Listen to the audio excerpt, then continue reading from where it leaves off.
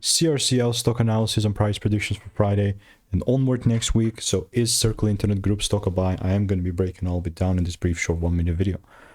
I'm the only person in the space that can actually say that I've done 43,000 videos and actually doing 43,000 videos over 5 years.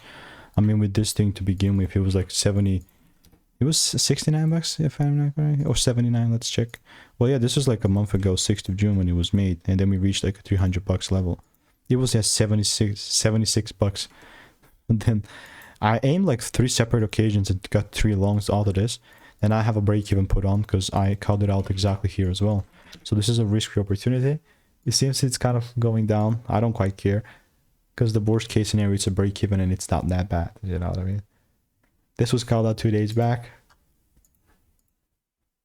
And honestly speaking, I'm chill. You know, I'm gonna keep you updated. And if you want to get my money making emails and insights and get that 10K month sauce, click the first link in the description. It's free.